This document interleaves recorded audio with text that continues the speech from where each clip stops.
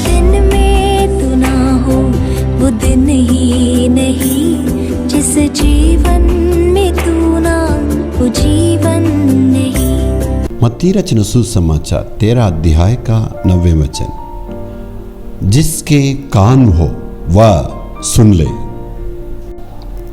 इसका सच्चे मतलब ये है, जिस कोई कान है वो सुनना है। मसीही जीवन में कान का मतलब ये है, बहुत ही खास बातों पर ध्यान देना पड़ता है, यानी सुनना। इसका मतलब जीवन में सबसे मुख्य बहुत ही आवश्यकताओं को बताता है कान। इसका मतलब सुनना।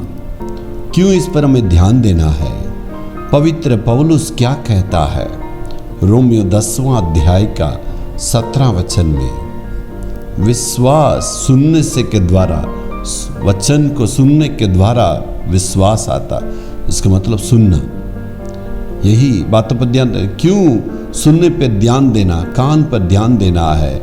ऐसा सुनने के द्वारा ही विश्वास की बढ़ोतरी होती है। सुनने के बिना विश्वास नहीं आएगा। परमेश्वर के वचन को सुनने के बिना बार बार यदि नहीं सुनेंगे तो विश्वास की बढ़ोतरी नहीं होगा।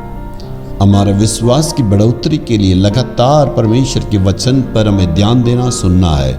इसलिए विश्वास सुनने के द्वारा कार्य करता है। और इसी 10 अध्याय में पौलुस क्या कहता है?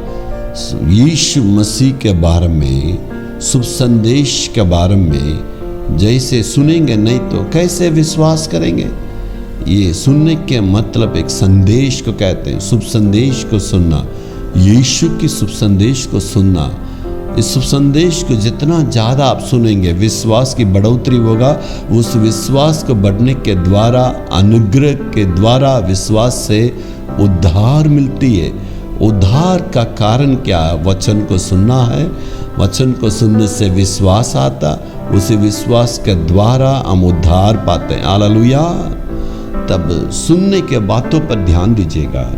आप और हम कहीं न कहीं, कभी न कभी प्रभु के वचन को हमने सुना, विश्वास आया, उद्धार पाए, आज उनका संतान के रूप में है। आज लोगों के समय कहने के लिए चाहते हैं, अपने बच्चे उद्धार नहीं पाए तो पति पत्नी उद्धार नहीं पाए, शुभ संदेश को सुनाने दीजिए, वचन को सुनाने दीजिए। इधर उधर की बातों पर ध्यान नहीं देना।